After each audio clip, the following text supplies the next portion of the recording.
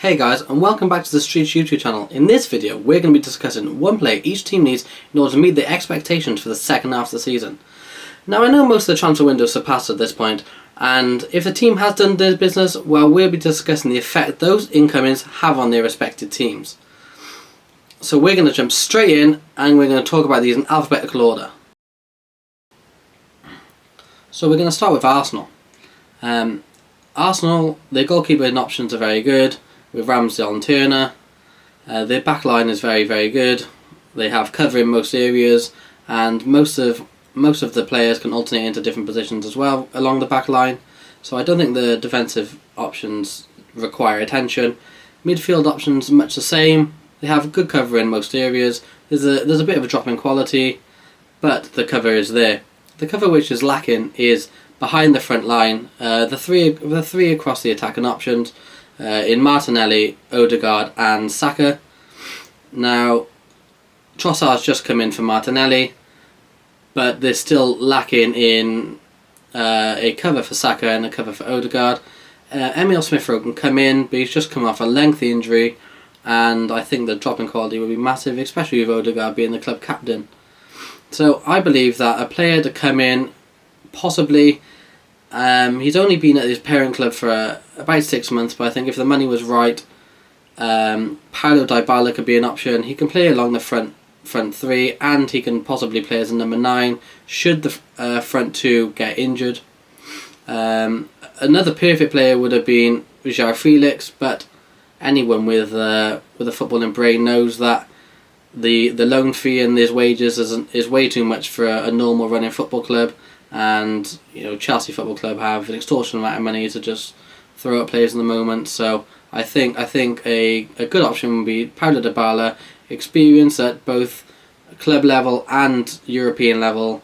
Although he didn't play a lot, he's now a World Cup winner, and I think that would be the option for Arsenal. Now we move on to Aston Villa. Aston Villa is the same, very similar to Arsenal. They have very good defensive options for where they are on the table. Their goalkeeper is a World Cup winner. They got a lot of strength and depth in midfield. I wouldn't worry about their midfield options.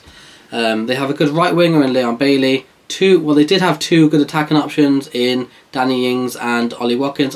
Danny Ings is now gone, but when Danny Ings was there, they insisted on playing two strikers, but not always in a two-striker formation. Sometimes they would have to adjust and play Ollie Watkins or even Emi Buendia out in either that left wing or left midfield position. So I think their focus should be on a left mid or left winger.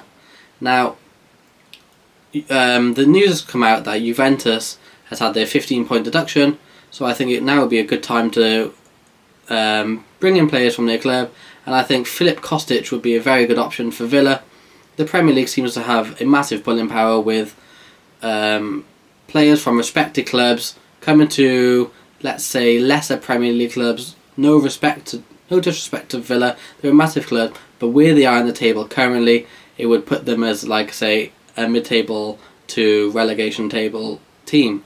But that does not negate from the pull that they have, because as you've seen with, say, Wolverhampton Wanderers, you got players playing, say, for Atletico Madrid that are willing to come to a relegation team in Wolves. So the Premier League pulling power must be massive, and I don't believe that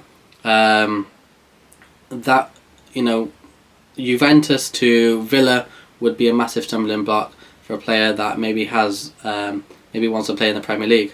So I think Filip Kostic would be a brilliant, fast attacking option for Aston Villa to add to their already pacey ranks. Okay, now on to Brentford. I only see Brentford either making a transfer if there's a possibility that Ivan Toney does in fact get banned. And if he does, obviously they would need the replacement number 9. And I see no better than bringing in somebody who's struggling at a club that is in an absolute mess, and that would be Dominic Calvert-Lewin. I think if you brought him into a stable, well-run club with a good atmosphere, I think you could see Dominic Calvert-Lewin thriving and back to scoring 15-20 goals a season, and would be a good replacement if Ivan Toney does indeed get banned. That Brentford one was pretty quick. So now we'll move on to Brighton. Looking at Brighton's squad, is much the same as the majority of these teams fighting around these European places. They're all good. They could just use 1 or 2 players just to bolster that next level. And where I see a massive lack in options for Brighton is at the number 9 position. They have, at the minute, Danny Welbeck and Evan Ferguson. Evan Ferguson's an 18-year-old kid who's come in and done really well. And Danny Welbeck has had 15 appearances this season and scored 1 goal. To me, that's not good enough. And if Brighton want to kick on to the next level, they need that statement number 9. Now for me, there's a couple of options. The first one would be, the ideal one for me would be Mehdi Taremi from Porto, a big, powerful number 9 to replace Neal Maupay, who they haven't replaced since he left. If you know, like with the Juventus Palace, if a player doesn't want to go from having Champions League football to not, then maybe Mehdi Taremi is a bit too far out of reach.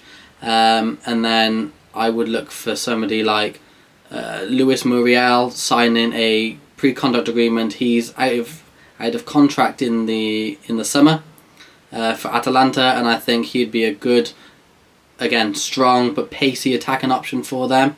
And then just to throw out there as well, because they're both maybe 30, 31.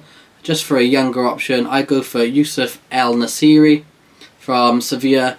He had a very good World Cup with Morocco. Obviously, they got to the semi-finals. They were excellent, and I think he's currently in the Sevilla team, which are 15th in La Liga, struggling. And if they tabled an offer for him, I wouldn't be surprised if it got accepted, and you could see him playing in the Premier League. But Brighton don't always do things with money. You've seen them buy a lot of talent for just a few million, turn them into absolute Premier League stars, and be sold for massive fees. They've done in the past. You know, they find another gem in Mitoma. Alexis McAllister, as you can see, had a very, very good World Cup. His value's only risen like crazy. So with Brighton, I wouldn't like to put a pointer on where they go. That, you know, they could either spend some cash and get a statement number 9, or again they could either build Evan Ferguson up as a future star, or they could go and buy somebody cheap and build them up. God only knows with Brighton.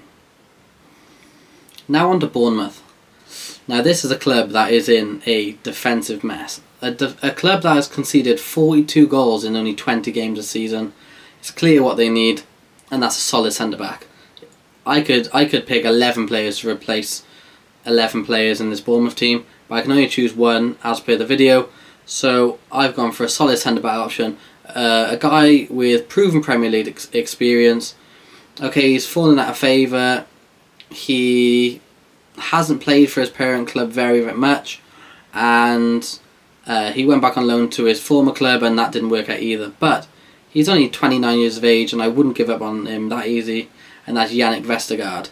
Now he was at Southampton. He had a couple of very good seasons. He then went to Leicester and was immediately out of favour. But he's a big, strong centre half, 6'4", and you know he's a good old-fashioned defender. Would not give up hope on him just yet. And if they want somebody with a bit of class, bit of quality, I would teeter at the prospect of maybe approaching Manchester United and seeing if they could get Victor Lindelof on loan, maybe until the end of the season. Manchester United still got quality defensive options, especially Maguire, who doesn't start, and if they do get an injury or two, they can still call up, you know, the likes of Axel Tuanzebe, who can come in and do a job as proven in the past. Yeah, but Bournemouth are in real trouble defensively, and they need strengthened bad. On to Chelsea. Now, where do we start with Chelsea? We could have a whole segment speaking about Chelsea alone, with the signings that were made in the summer, the signings that are being made in January. Some of them good, some of them young, a lot of them young, and it's only, you know, time will tell whether these players are any good. They've signed some really good players. You know, João Felix, the time he was on the pitch before he got sent off on his debut, he looked really good, really sharp. When Mykhailo Mudryk came on against Liverpool, again, looked very, very sharp, like a very, very good young talent. But again, time will tell, and I still feel like they're missing that number 9. You know, they've signed all these players, and they've not strengthened the one area I think they actually weaken, and that is in the number 9 position. They got Aubameyang, who doesn't fire, and they don't really have, you know, they got Kai Havertz playing as a false number 9. If I was Todd Boehly, I'd be approaching Benfica and I'd be asking about Gonçalo Ramos. You know, he had a very, very good World Cup when he played, and I think he'd be a great addition. Now, he was on my list for Manchester United, but we'll get on to Manchester United a bit later on. Okay, now we move to Crystal Palace. When I look at Palace's team, I think they got good strength and depth in the majority of areas. They got very good attacking options with the likes of Elise, Zaha, Edouard, Mateta. They can all come in and do a job. Their midfield options are quite strong. You know, they don't play the club captain Milivojevic, and you know, when he comes off the bench, he provides stability for them.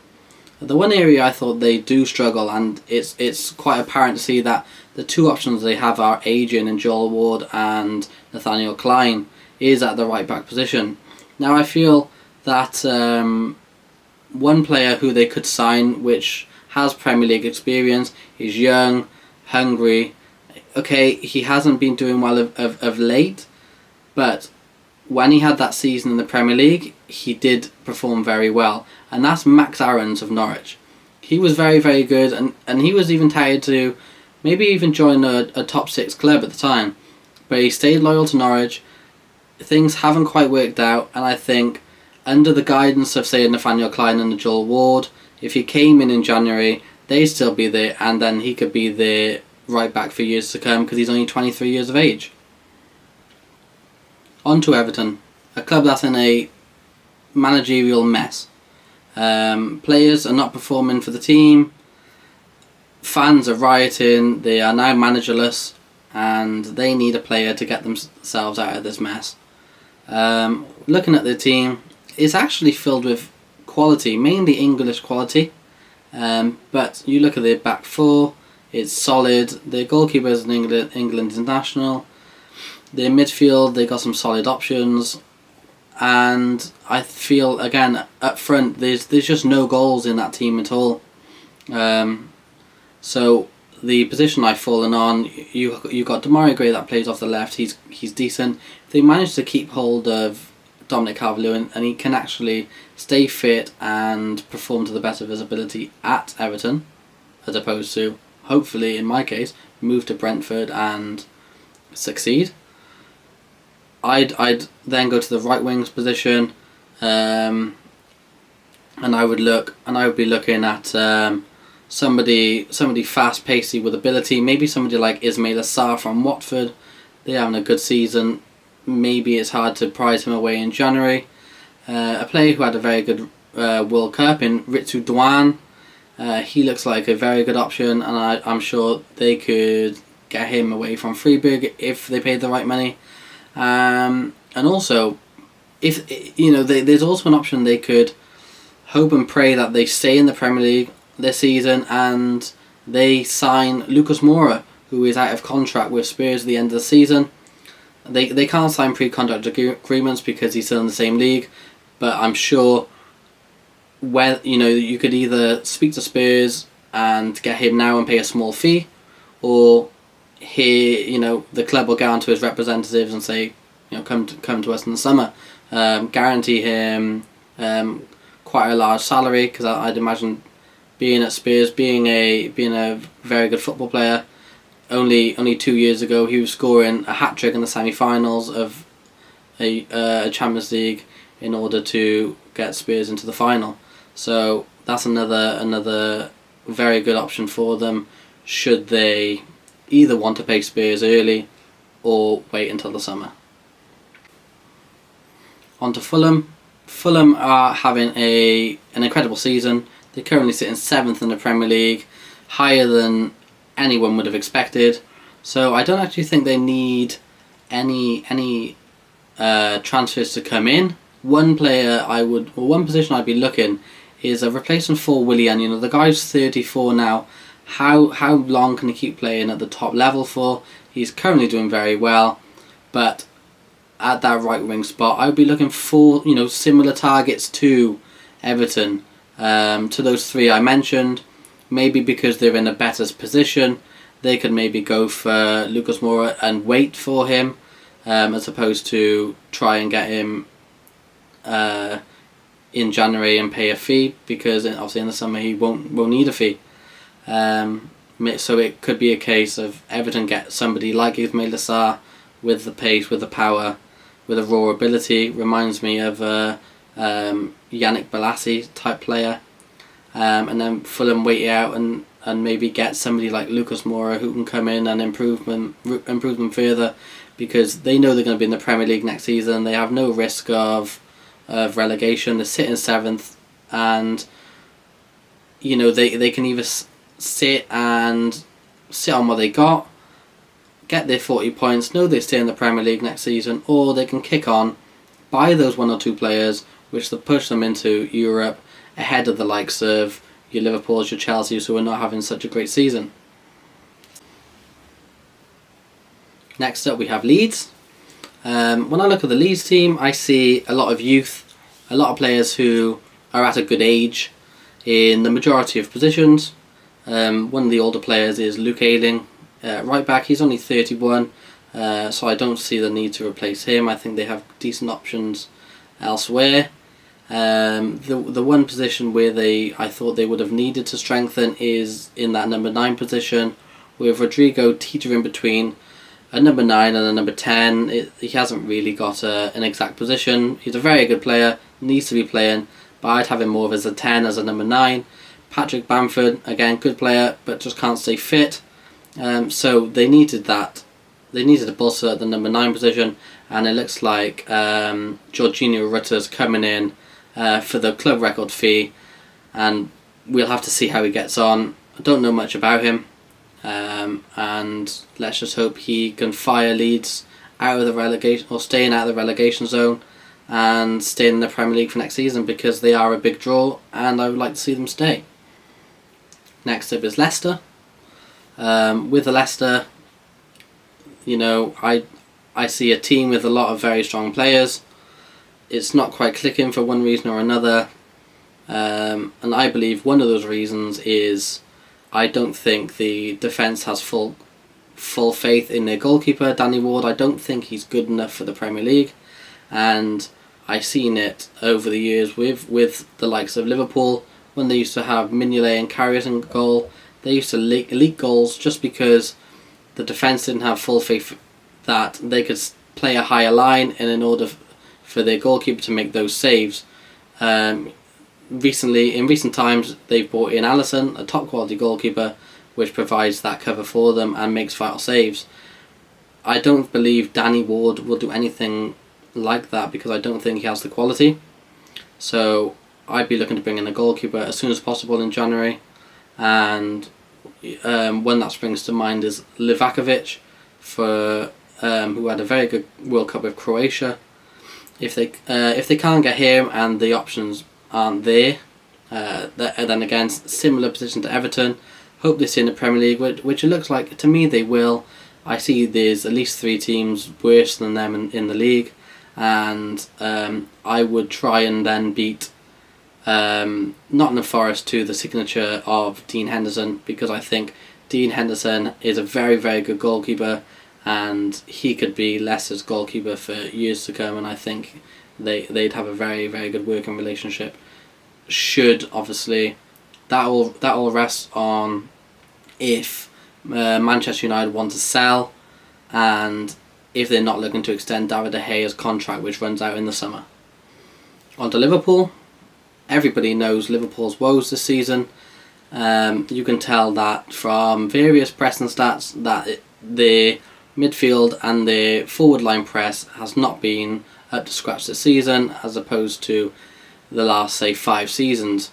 I think that stems from an age in midfield, and also playing a hell of a lot of games last season with a quick turnaround and because of the World Cup. So I think they're desperate for a midfielder in January. I don't think they can wait for a potential Jude Bellingham in the summer. They need somebody now, just somebody that got legs, somebody that can run in midfield. And I feel that that person could be Yuri Tielemans. He's been tiered to go to Arsenal. There's been interest from Manchester United. But I think if Liverpool offer Leicester a 15-20 million fee to get him 6 months early, they should do that just to ward off interest of others and have that player in the team for the last second half of the season, because otherwise all hopes of any Champions League football can go out the window, because they're just not going to have the legs in midfield to be able to keep up with the teams that have a high press and high energy in the team, which should be the basics of football. On to Manchester City. Manchester City got such a good squad, they don't really need anybody. One area where they could strengthen, they could, for me, get another box-to-box midfielder. They play in Bernardo Silva slightly out of position.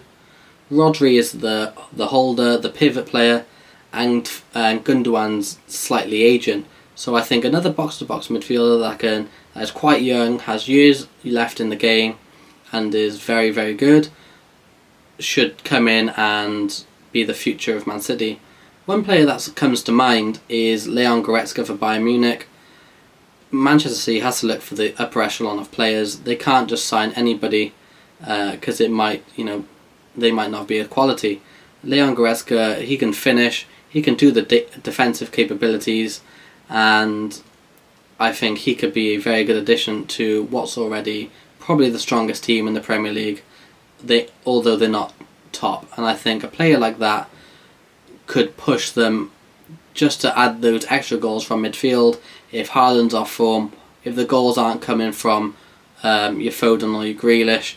Mahrez has been absolutely incredible this season, but other than that, there doesn't seem to be goals from many other positions. So I think Leon Goretzka could come in and add those vital goals from the midfield position. Next up, Manchester United.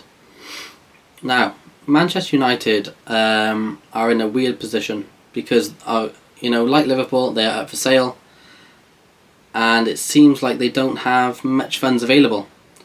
So, like I said, with Chelsea, with Gonzalo Ramos, he was for the longest time, pinpointed.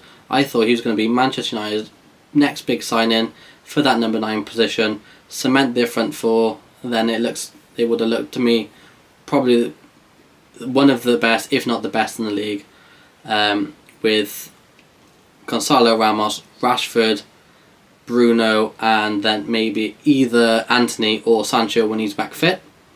But if they have no money, they've brought in Wout Weghorst, which to me kind of proves that the Glazers don't want to spend until they sell. So what I would be looking for, this is purely in thought that the Glazers will still be there by the summer. Again, I'm not sure how long the process will take once they find an actual buyer for the club.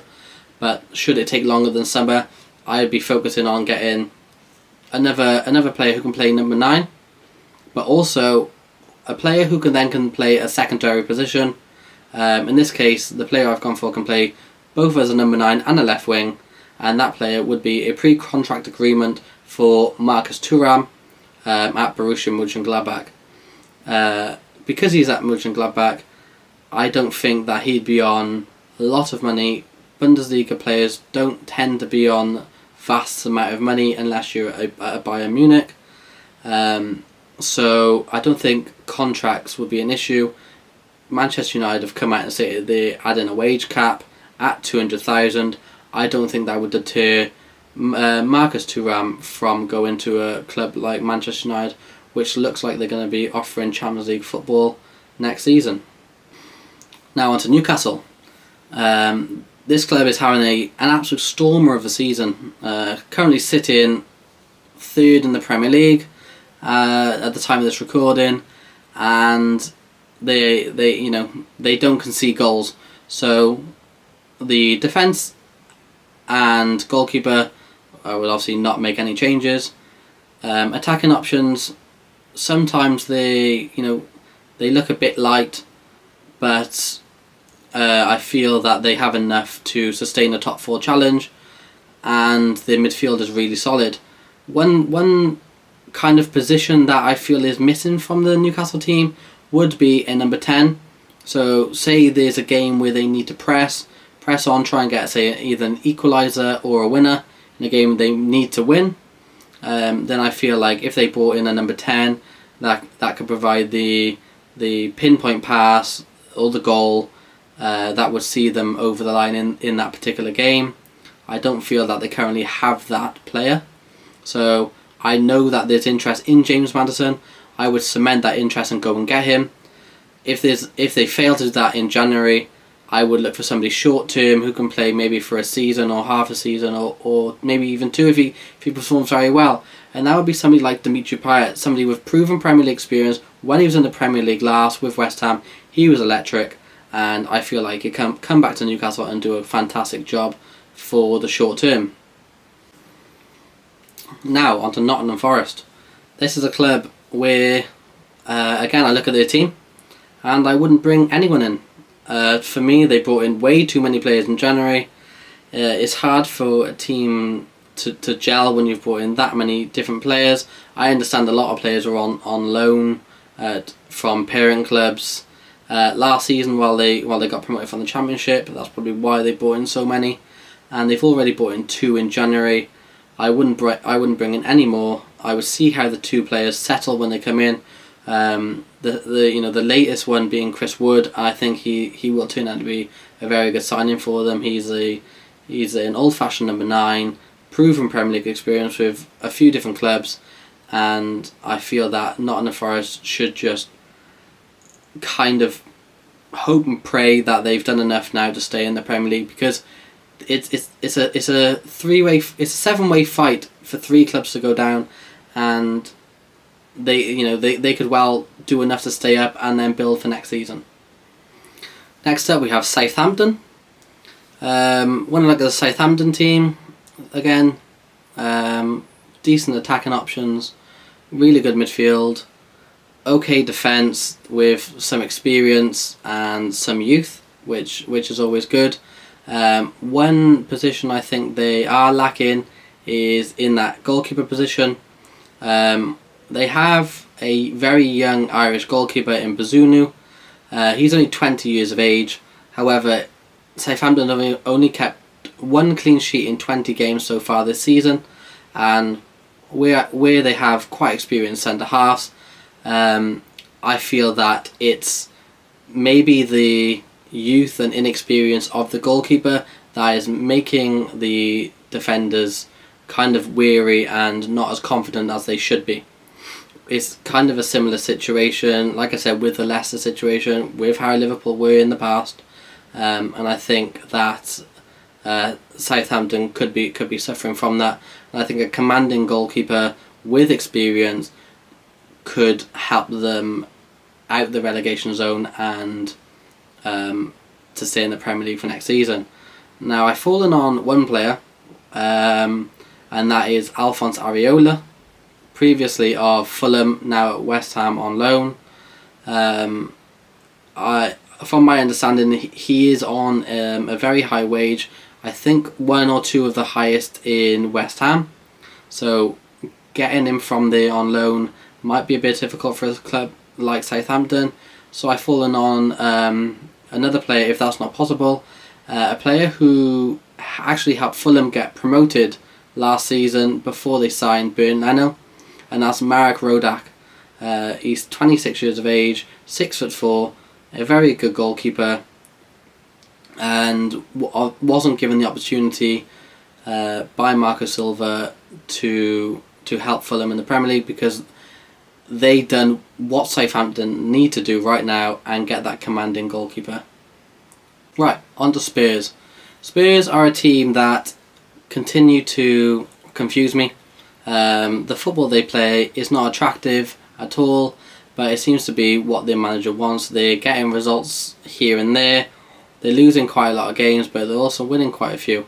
So I don't really know what to say with Spurs. Their goalkeeper's a World Cup winner, even though he makes a lot of mistakes. So you can't really replace Hugo Lloris. They've brought in so many defenders in recent years, or so many centre-backs. You can't really replace them. Same with wing-backs. The right wing-backs, they got 2 okay options. It's pointless for a Tottenham team who need to push into that top 4 to replace a full-back at this stage when it's kind of only Harry Kane contributing in the front line to the goal department. Son's off form. Kulusevski's been injured a lot of the season. Lucas Moura obviously is off in the summer, so he hasn't contributed at all. And when I look at the 2 midfielders that they play, whether that's Bentancur, he's currently injured. He was providing a goal or two, but then Højbjerg is a defensive option. Yves Bissouma is like a box-to-box midfielder, and he doesn't really score many goals. I'd say he's more of a 6 than an 8. So the options, the goals from midfield and the creative options from midfield are lacking. So one player I felt that they could go for, definitely this summer, and I think they could push for it in January, is Marcus Edwards, an ex-player of Spurs who's now at Sporting Lisbon. They played him in the Champions League, and Marcus Edwards had a very good game against Spurs. They know about his qualities, and I think they should go back in for him and try and get him back at the club, because I think he's a very good young talent, good pacey, good on the ball, fast feet, and I think that's what they need in order to play effective counter-attacking football, which is clearly what Conte is trying to set up to play. Okay, now on to West Ham, and I think with West Ham, they have enough quality to get out of the relegation disaster that they're in on their own. They've brought in Danny Ings, which is a good attacking option, and I don't think that they actually need anybody to get them out the relegation zone. They should be fine. I think they'll finish not quite mid-table, maybe 13th, 14th, and I think that will be fine. Put that down to a bad season. Whether that's enough to dismiss David Moyes, I'm not sure, but I wouldn't personally. If they were to bring in somebody in January, I'd be bringing in Sofyan Amrabat from Fiorentina. That's just on the basis, as I think Declan Rice will be for sale in the summer. I think they might cash in, and having somebody like Amrabat, which could come in and be a direct replacement for Declan Rice, having him in 6 months earlier, learning a bit of the ropes, maybe Mark Noble come in, do a bit of coaching with him, learn a bit off Declan Rice. He could come in and be a fantastic replacement, especially because I don't think Thomas Souček will be at the club long term either, and he could come in and be an excellent replacement for one, if not both, of those players, which I think will be leaving quite imminently. Okay, now last but simply not least, we have Wolverhampton Wanderers. Again, with them, similar to West Ham, I wouldn't make any January transfers. I think the business that they've already done, bringing in Matheus Cunha and Pablo Sarabia, 2 full internationals, means that any holes in their team have been filled. I think Matheus Cunha come in and do a brilliant job as a number 9, and Pablo Sarabia should provide that wide support, if not that number 10 support that they need. He's a very good football player.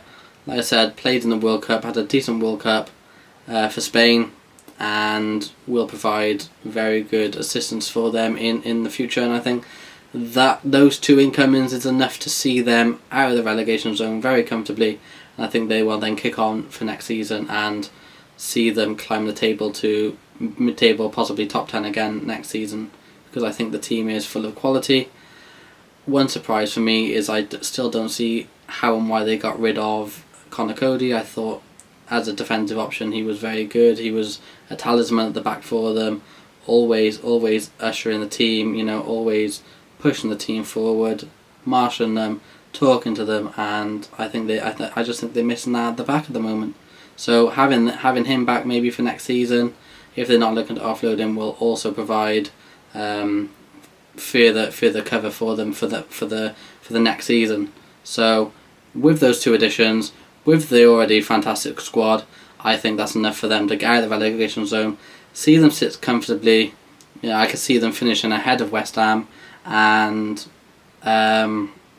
kick on again for next season. Okay, so that just about wraps up one player every team needs for the second half of the season. I hope I've given a decent option for the majority of teams. Some teams, like I said, either don't need them or they might have not been a very good option for them at the time. So therefore, I've either given some sort of solution, or I've said in Nottingham Forest's case, you don't need any more transfers. You have enough. Work with the players you got and try and see if you can last the season. But anyway, that's it for this video. Next video will be my mid-season predictions. That should be out in the next few days, and then from then should be weekly previews of the game weeks. Sorry it's been lacking. I just had a few things going on with my work and my my personal life. But going forward, there should be regular uploads, and hopefully going forward this channel should grow into something really good, hopefully. So that's it from me. I've been Jamie, and I will see you in the next video. Peace.